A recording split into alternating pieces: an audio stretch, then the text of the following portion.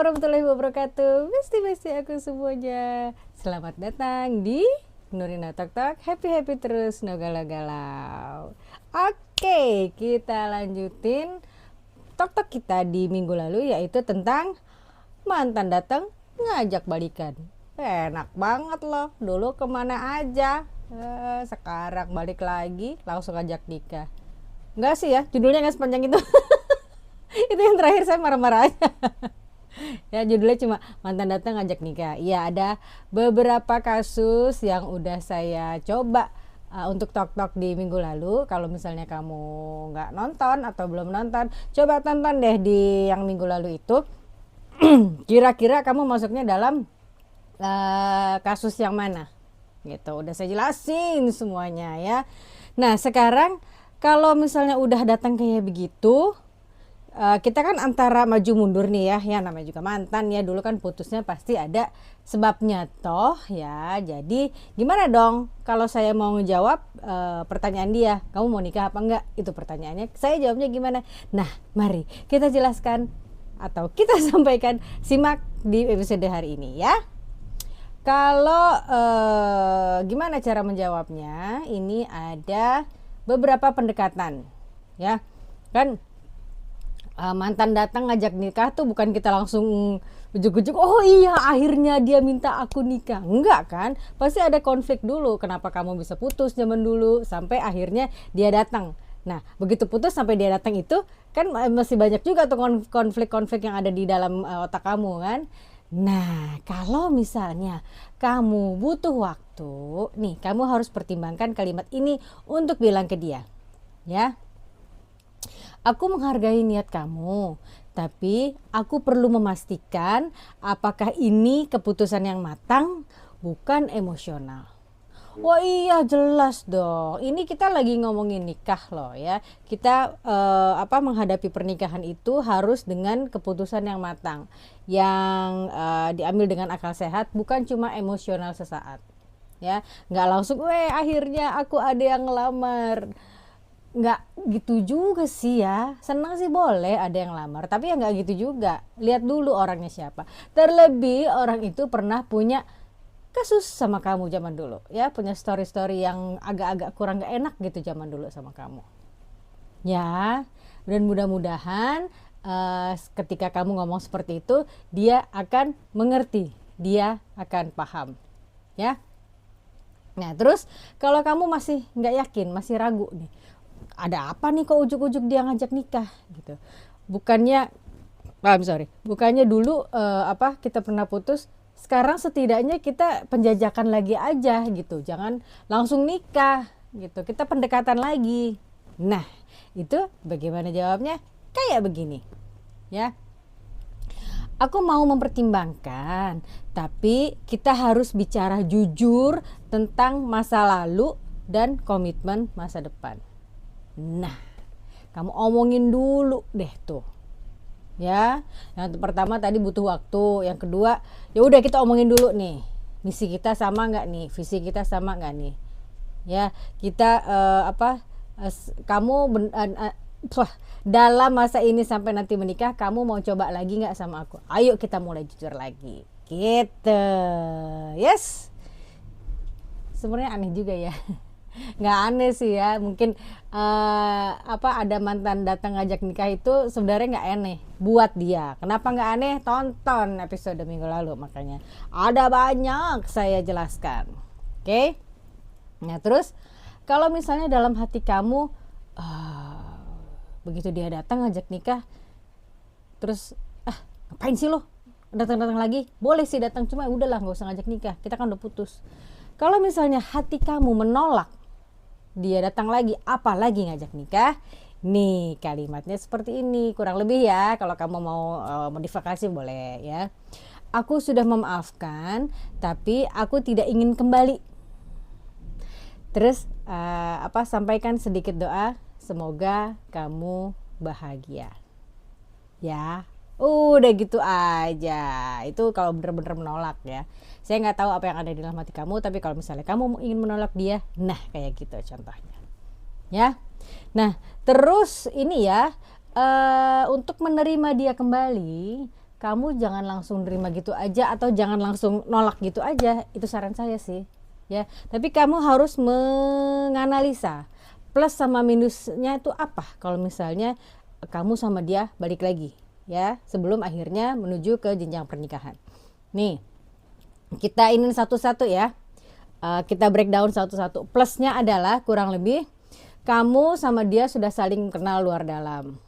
Ya, kamu udah tahu jelek-jeleknya dia, kamu udah tahu bagus-bagusnya dia. Demikian juga sebaliknya, ya. Itu bisa menjadi nilai plus. Terus udah gitu kamu dan dia tidak perlu adaptasi lagi dari nol. Ya, kamu sudah mengenal dia, jadi nggak usahlah so imut gimana gitu ya. Kamu udah adaptasi sama dia. Itu plusnya. Terus apa lagi plusnya? Nih ada ada dua lagi. Ada sejarah dan kedekatan emosional. Pernah ada kedekatan emosional. Ya, itu bisa kamu pertimbangkan untuk menerima dia lagi, ya. Ini karena ini plusnya, ya. Dan satu lagi adalah jika kamu dan dia benar-benar berubah secara emosi dari hubungan yang masa lalu, hubungan kamu bisa lebih matang kalau berubah. Dan yang namanya berubah itu bukan cuma kamu aja, tapi dengan dia juga, ya. Karena kalau cuma salah satu yang berubah, tidak mungkin terjadi, yes.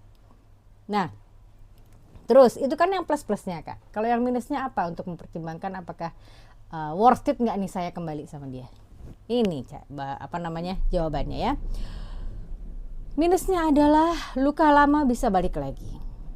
Iya dong.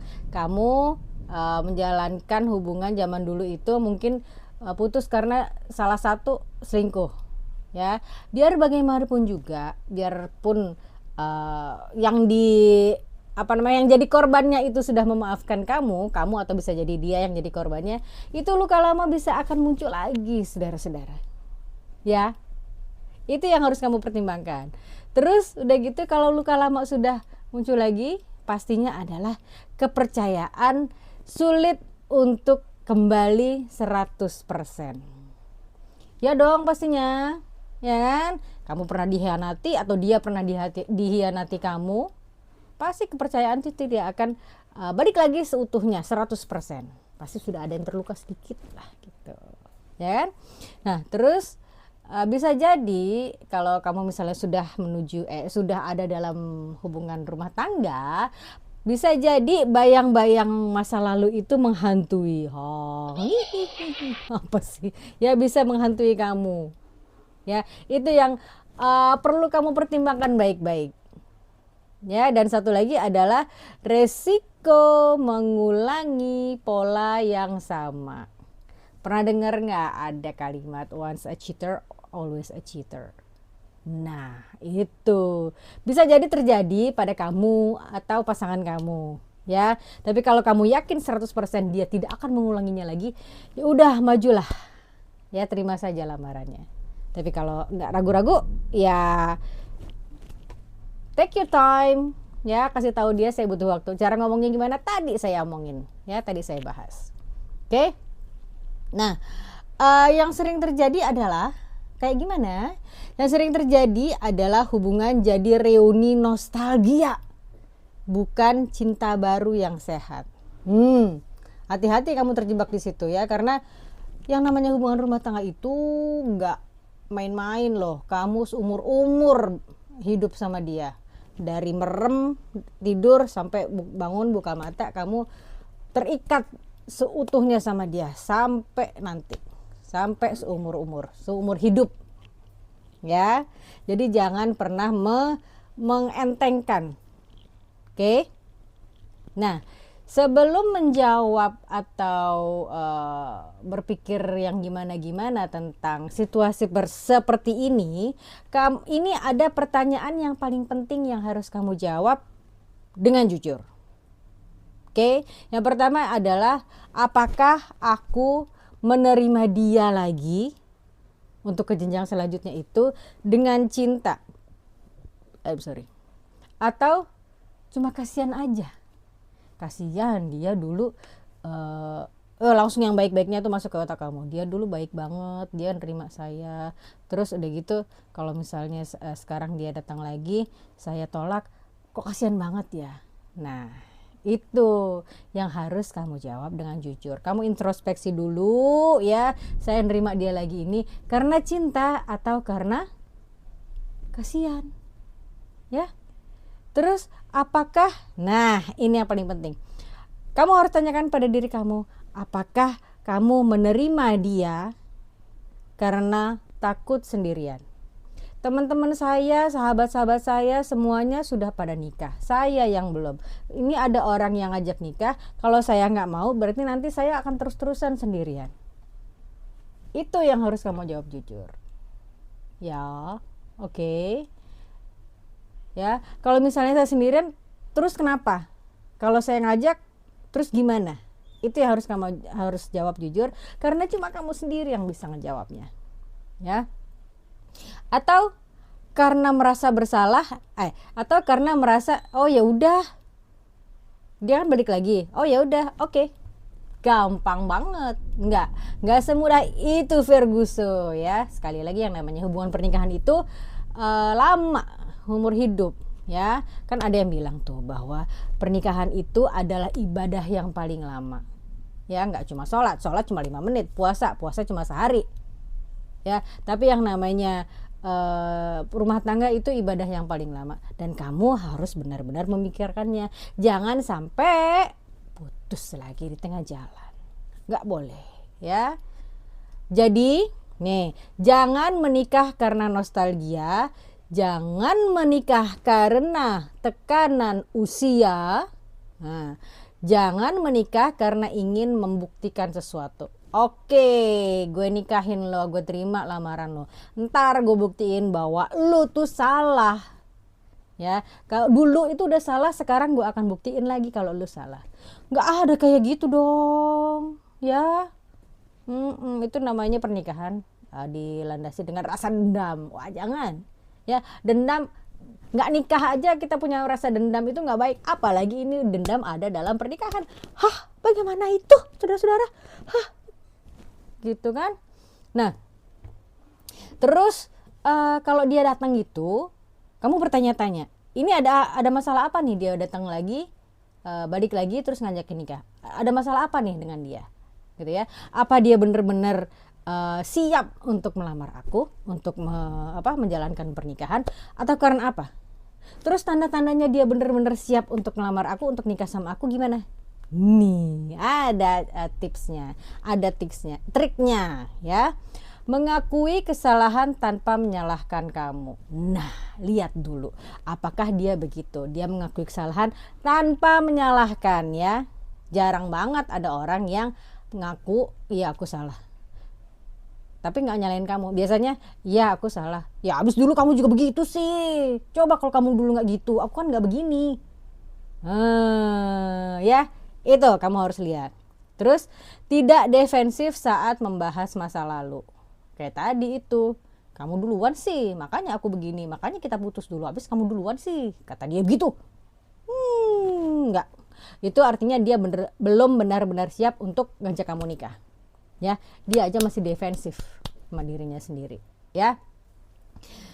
Terus kamu harus berpikir apakah dia benar-benar mau membangun ulang kepercayaan. Ya. Oke, dulu kamu pernah salah, kata dia nih ya. Kamu pernah salah, oke, saya mau balik lagi sama kamu, saya mau belajar percaya lagi sama kamu. Nah, kalau dia udah ngomong kayak gitu, oke deh, ya nggak apa-apa kamu iyahin. Oke. Terus selanjutnya adalah tidak memaksamu cepat mengambil keputusan. Bener banget. Ya, kalau dia mantan datang ngajak nikah terus dia bilang, ya udah saya kasih kamu waktu. Nah, itu berarti dia sudah lumayan serius lah ngajak kamu berumah tangga. Ya. Terus dia punya dalam kepalanya dia punya rencana konkret, bukan cuma janji kosong, yuk nikah yuk, nggak gitu doang. Dia punya rencana, oke, nanti kalau aku nikah sama kamu, nanti kita tinggalnya di sini ya. Kalau misalnya kamu ada orang tua, kalau yang ikut sama kamu, oke, orang tua kamu boleh ikut ya kan? Nanti adik-adik kamu atau kakak-kakak kamu nanti gini, semuanya sudah ada dalam perencanaannya dia. Bukan cuma janji kosong doang. Nah itu jarang loh ada orang yang kayak gitu ya, ngajak nikah, ngajak nikah lagi mantannya dengan perencanaan matang kayak gitu. Dan kalau kamu sudah dapat orang kayak gitu, jangan disia-siakan. Oke? Nah, terus Kak, ini kesimpulannya apa dari yang kita omongin dari tadi, dari minggu lalu itu apa sih? Saya kasih tahu kesimpulannya adalah mantan datang ngajak nikah itu bukan pertanda jodoh otomatis atau otomatis jodoh. Ya, belum tentu juga. Itu pertanda kamu sedang diuji antara perasaan dan logika. Ya. Kalau masa lalu kalian hancur karena karakter buruk yang tidak berubah, kemungkinan besar di masa depan akan hancur lagi hubungan kamu. Tapi kalau kalian berpisah karena waktu yang salah, kedewasaan yang belum cukup, dan sekarang keduanya sudah tumbuh, sudah menjadi pribadi yang matang, ada kemungkinan kisah kamu di masa depan akan jauh lebih sehat. Ya, oke. Nah, terus Kak, aku nih masih ragu-ragu nih, gimana ya? Aku ambil aku terima lamarannya atau enggak? Nih ya, nih. Saya mau kasih poin terakhir yaitu saran. Saran untuk kamu yang sedang ada dalam posisi ini. Ya, pertama, tenangkan diri kamu dulu. Jangan terbuai romantisme. Ya, bisa aja dia deketin kamu lagi. Dia sayang-sayang kamu lagi. Dia menservis kamu lagi seperti dulu. Bisa saja begitu kan ya. Tapi tenangkan diri kamu dulu ya. Jangan terbuai sama romantisme. Evaluasi dengan kepala dingin, bukan hati yang panas. Ya, mungkin dulu kamu pisahnya tidak baik, kamu ada yang diganjel, kamu ada ganjelan di hati ya. Itu omongin dulu ya. Evaluasi dulu dengan kepala yang dingin. Ya, omongin aja sama dia. Oke? Terus kemudian adalah lihat tindakan, bukan omongan aja. Bener nggak dia ngajak nikah? Kalau dia ngajak nikah berarti tindakannya harus bener nih. Nggak mungkin main-main nih. Nggak cuma ngajak nikah di mulut doang. Ya, itu. Terus udah gitu saran saya adalah jangan takut menolak jika memang sudah selesai. Kalau memang perasaan kamu tidak mau atau tidak srek di hati kamu, nggak klik lagi hubungannya sama dia, ya udah, jangan takut kalau kamu menolak. Ya, kamu punya hak untuk menolak, kamu punya hak untuk menerima. Semuanya terserah kamu, tapi pikirkan baik-baik dan matang-matang. Ya, dan saran terakhir adalah ingat, menikah bukan tentang siapa yang kembali, tapi tentang siapa yang tepat, yang klik di hati kamu, yang nyetrum di hati kamu. Ya, bisa dong ya. Bisa dong kamu berpikir seperti itu ya, bisa memikirkan seperti itu ya. Kenapa Kak harus mikir seperti itu? Karena pada akhirnya menikah itu bukan tentang masa lalu yang indah, tapi masa depan, men. Ya, bukan masa lalu tapi masa depan. Apa sih? Ya, gitu. Jadi ini semuanya kamu harus pikirkan baik-baik demi masa depan kamu yang aman, masa depan kamu sendiri yang aman. Oke? Baiklah kalau begitu ya.